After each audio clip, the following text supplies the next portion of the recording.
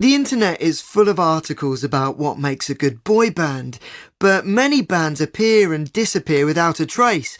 Alana, it can't be as easy as following a formula, can it? No, I don't think so. The traditional formula is that you have 4 or 5 good-looking young guys with some musical ability and the ability to dance. The choreographed dancing was very important to boy bands in the past.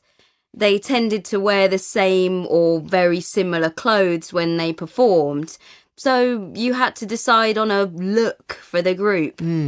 The most important element, however, was said to be that the band members had different and very distinct personalities. Right, the cute one, the rebel, the joker, the shy one, mysterious one. Yeah, although sometimes they all just seem like the cute one.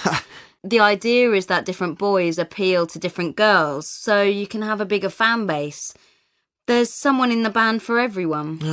So, do you think this all still holds true, or have things changed in the 21st century? Yeah, I guess things have changed for several reasons, partly just because we needed a change, but mainly because of changes in the media and with new technology. Take One Direction. I've been counting the seconds before you mentioned One Direction. Well, we have to talk about them because they're the biggest thing at the moment. Although, who knows how long they will last. Oh, ages and ages. We'll see. Anyway, One Direction, as you know, came to fame through The X Factor, a reality show. And that was a great way to start. You had loads of people watching them every week and wanting them to win. They felt as if they had a personal stake in their story as they voted for them every week. What age group does One Direction appeal to exactly? Well, that's another clever thing. They seem very unthreatening, so they appeal to very young girls. They are cute, so teenage girls really like them. But they also have a laddish, slightly naughty side to appeal to the mums. The teenage girls and the mums are the ones who will spend the money. The lyrics to the songs are calculated to appeal to girls who feel a bit insecure about themselves, like most teenage girls. You don't know you're beautiful. That's what makes you beautiful.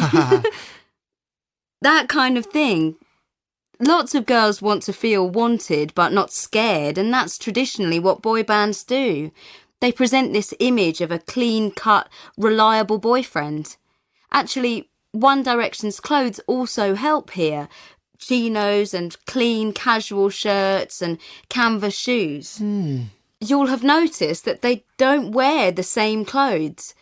Their stylists have been instructed to keep them looking individual, but despite that, they all have this attractive but unthreatening look. No tattoos or piercings or black leather or makeup or anything. You make them seem very cold and calculating. Remember that they've been nominated for loads of music awards and they've won dozens, so they're regarded as serious musicians. Okay, if you don't want to believe they're calculating, you can blame their management. They're nice boys who are fantastic musicians. They are, and they keep proving their critics wrong. A lot of people said they wouldn't make the leap from the UK to the US market, but they did very quickly.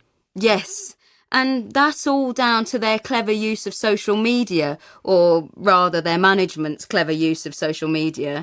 One Direction are all over Facebook, Twitter, YouTube and Tumblr. That's how they made it in the States so quickly. In the past, it was a lot more difficult and took a lot longer. Bands had to try and get airtime on local radio stations, and that was really hard. But they've bypassed all that. Social media has become the new radio, as their manager said. Their first record, Up All Night, went to #1 in the US, didn't it? Sure did. They achieved a world record as the first British band in history to reach #1 in America with a debut album. It sold 176,000 copies in the US in a single week. Amazing. And the boys are all rich from the merchandising too. Yes. Well, the boys and their management company. There are One Direction phones, toys and games, dolls even. I think that's another 21st century thing. Companies are cashing in on success in all possible ways as quickly as possible. May they all enjoy it while it lasts. This recording was brought to you by the British Council.